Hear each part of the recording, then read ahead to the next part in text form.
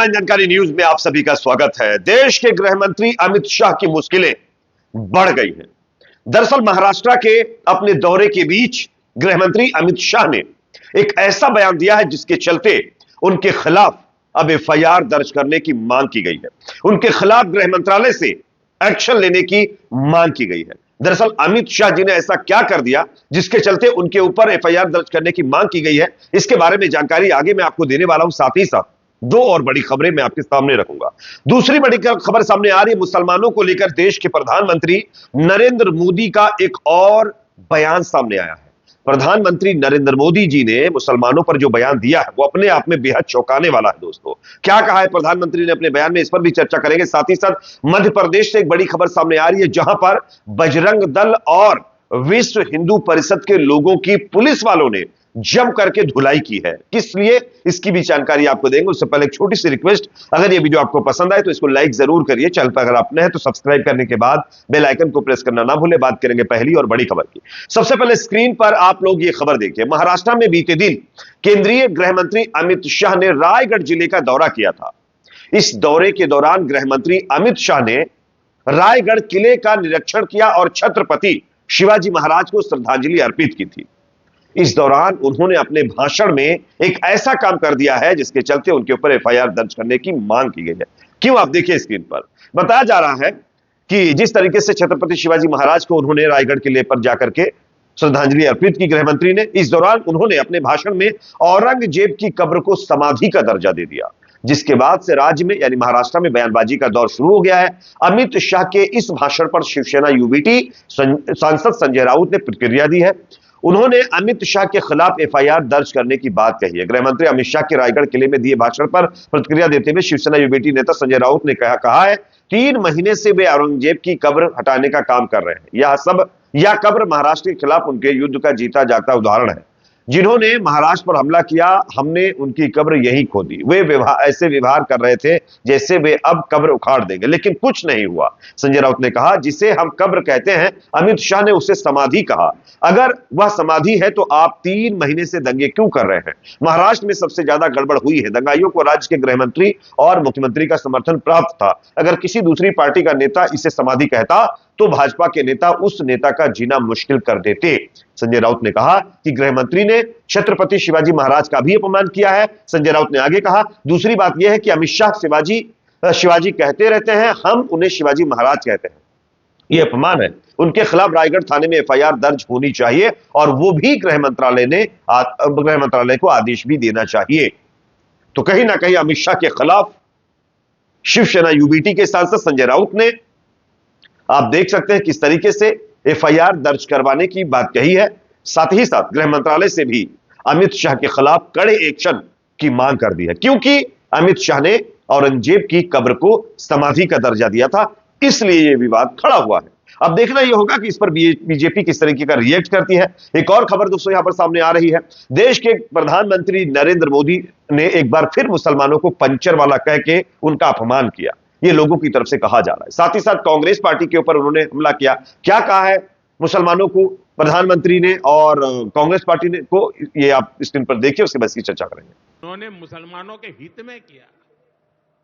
मैं जरा ऐसे सभीयों से पूछना चाहता हूं, वोट बैंक के भूखे इन राजनेताओं से कहना चाहता हूं, अगर सच्चे अर्थ से आपके दिल में मुसलमानों के लिए थोड़ी भी हमदर्दी है तो कांग्रेस पार्टी अपने पार्टी के अध्यक्ष मुसलमान को बनाए। क्यों नहीं बनाते भाई? संसद में टिकट देते हैं, 50% मुसलमानों को दो, जीत करके आएंगे तो अपनी बात बताएंगे। लेकिन ये नहीं करना है। कांग्रेस में तो कुछ नहीं देना है। देश के नागरिकों के अधिकारों को छीनना और देना, इनकी नीयत किसी का भी भला करने की कभी नहीं रही, मुसलमानों का भला करने की भी नहीं रही। यही कांग्रेस की अच्छी सच्चाई है। साथियों, वक्फ के नाम पर लाखों हेक्टेयर जमीन पूरे देश में है। इस जमीन, इस प्रॉपर्टी से गरीब का, बेसहारा महिलाओं बच्चों का भला होना चाहिए था और आज ईमानदारी से उसका उपयोग हुआ होता तो मेरे मुसलमान नौजवानों को साइकिल के पंक्चर बना करके जिंदगी नहीं गुजारनी पड़ती। लेकिन इससे मुट्ठी भर भू माफिया का कोई भला हुआ। पसमानदा मुस्लिम इस समाज को कोई फायदा नहीं हुआ।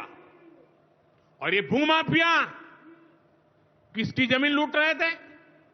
ये दलित की जमीन लूट रहे थे, पिछड़ों की जमीन लूट रहे थे, आदिवासी की जमीन लूट रहे थे, विधवा महिलाओं की संपत्ति लूट रहे थे।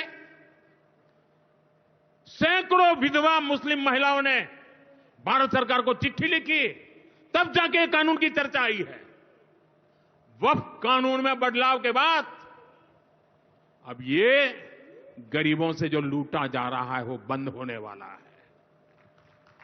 आप लोगों ने बयान, प्रधानमंत्री नरेंद्र मोदी कह रहे हैं कि आज जो मुसलमानों की ये दुर्दशा है जिस तरीके की, इसके पीछे कांग्रेस का हाथ है। कांग्रेस इसके लिए बहुत बड़ा रीजन है। खैर मान लेते हैं कांग्रेस पार्टी इसका रीजन हो सकती है, लेकिन जो प्रधानमंत्री मोदी जी कर रहे हैं वो क्या है? इनके राज्य में आप देखिए किस तरीके से मुसलमानों की हालत बद से बदतर होती जा रही है, किस तरीके से मुसलमानों के खिलाफ हमले बढ़ रहे हैं, मुसलमानों के खिलाफ नफरत बढ़ रही है। क्या प्रधानमंत्री मोदी जी उस पर बयान देंगे? मुसलमानों को फाइनेंशियली, मेंटली डिस्टर्ब किया जा रहा है, उनको डैमेज किया जा रहा है, उनको परेशान किया जा रहा है, उस पर क्या प्रधानमंत्री मोदी जी जवाब देंगे? अरे अगर कांग्रेस पार्टी ने मुसलमानों को पंचर वाला बनाकर छोड़ दिया है तो आप भी तो 10 साल से सत्ता में है ना, आप तो मुसलमानों के लिए कुछ करते। आपके पास मुसलमानों को दबाने के सिवा और कुछ बचा ही नहीं है। सीए कानून के तहत दूसरे समुदाय के लोगों को आप दावत दे रहे हैं देश के अंदर, लेकिन मुसलमानों को नहीं। खैर उनको जरूरत भी नहीं है। दूसरी चीज, मुस्लिम महिलाओं को 3 तलाक के नाम पर किस तरीके से आपने एक नया कानून बना करके विवाद में डाल दिया, यह भी आप देख सकते हैं। उसके बाद अब आपने वक्फ कानून लाया और इस वक्फ कानून के जरिए आप विवाद पैदा कर रहे हैं।